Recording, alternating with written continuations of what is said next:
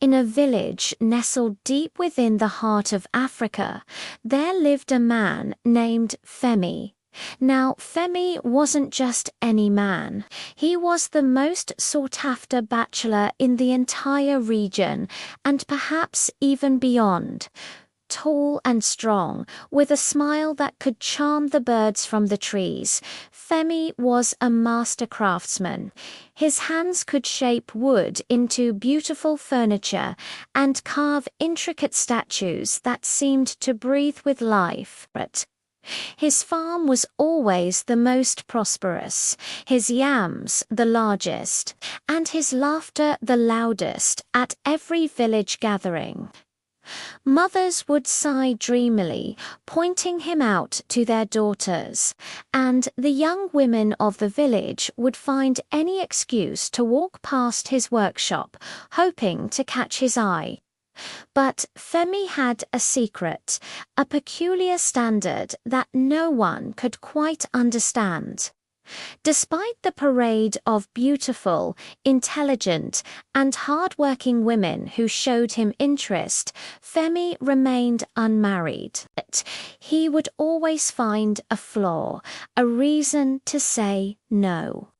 "She is kind," he would say of one, "but her laugh is a little too loud," of another.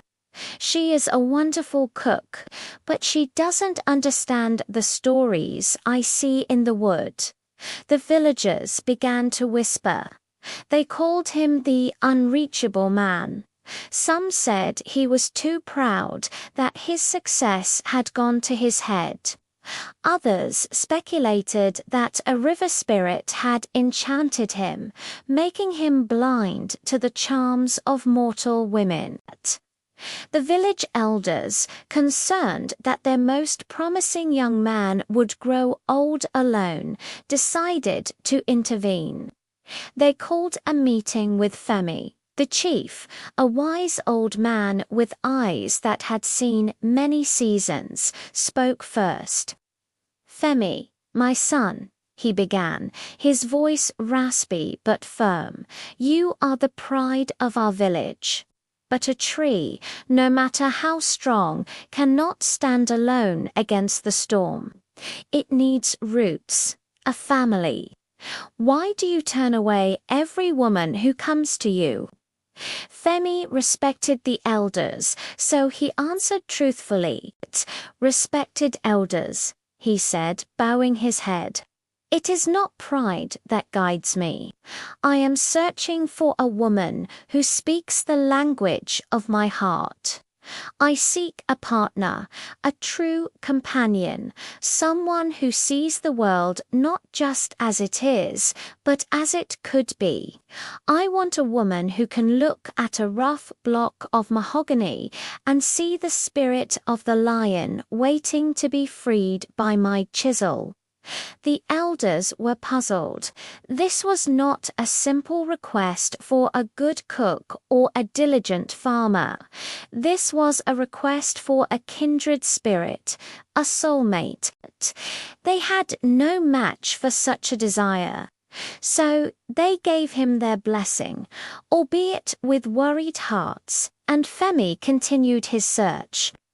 One day, a traveling storyteller arrived in the village. Her name was Amara. She wasn't the most conventionally beautiful woman Femi had ever seen. But there was a light in her eyes, a spark of curiosity and wisdom that drew people to her.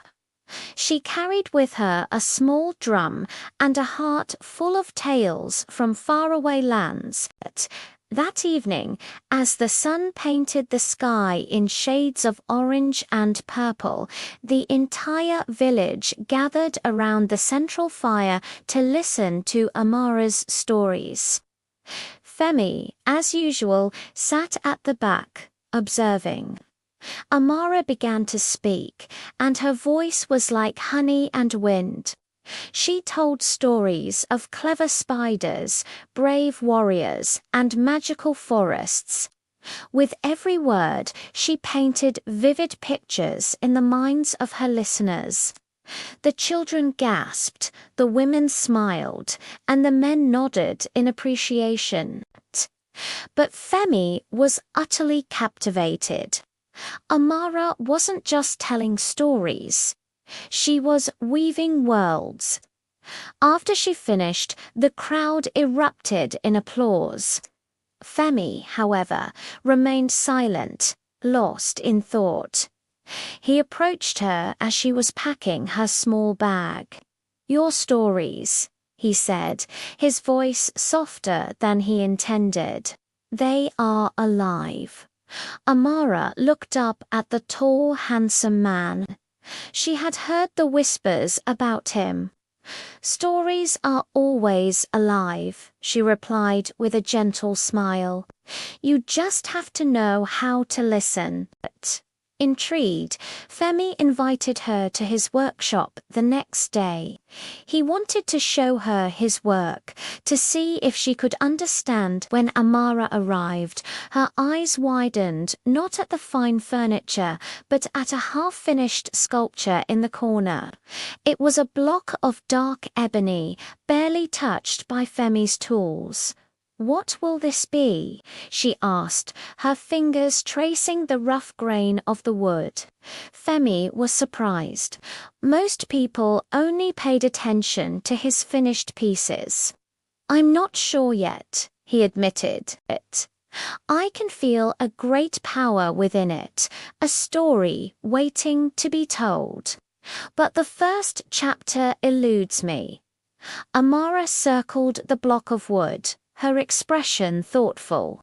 She closed her eyes for a moment, humming a low tune. "It is not a story of power," she said finally, her eyes opening. "It is a story of patience.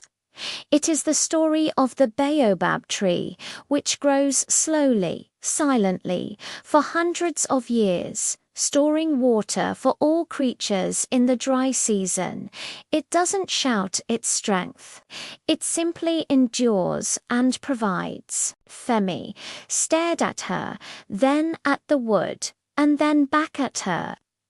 A slow smile spread across his face, the first genuine, unguarded smile he had shown in years. She saw it, she understood. She didn't just see a block of wood. She saw the story within. In that moment, Femi knew his search was over. He had not been looking for perfection in appearance or skill or laughter. He had been looking for someone who understood the silent language of creation, the poetry hidden in the raw materials of life. For the first time, Femi didn't look for a flaw. He didn't search for a reason to say no. Instead, he saw a woman whose spirit danced with his own.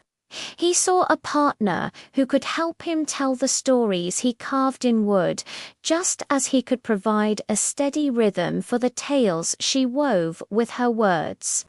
He asked her to stay, not just for a day or a week, but forever.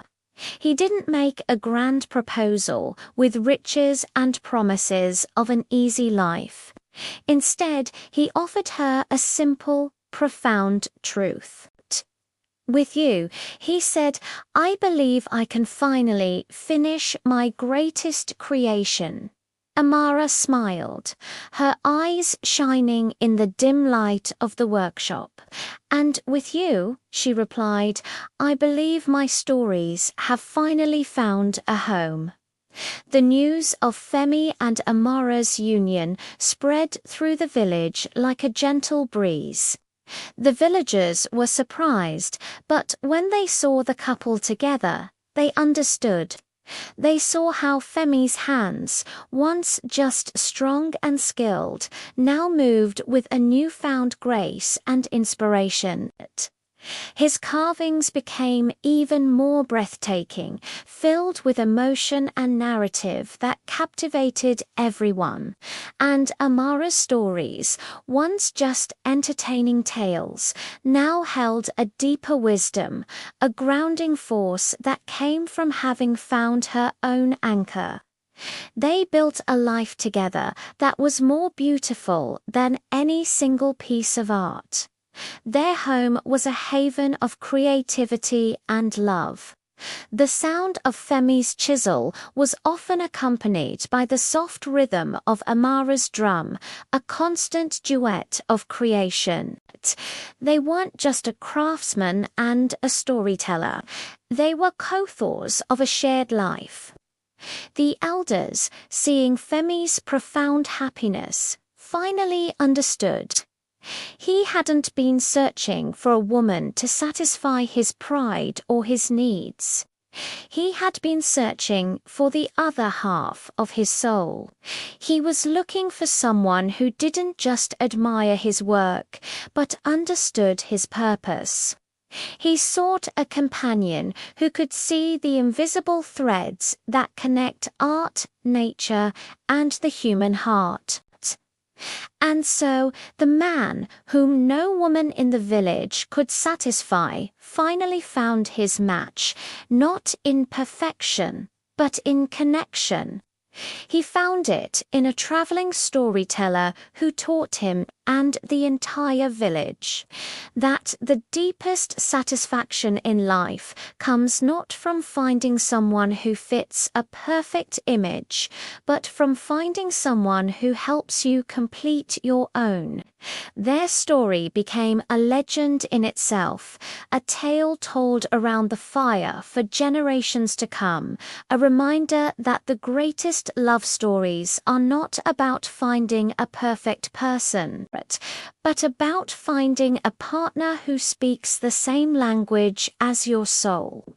Thank you for watching, and if you enjoyed this story, don't forget to like, subscribe, and share. See you next time.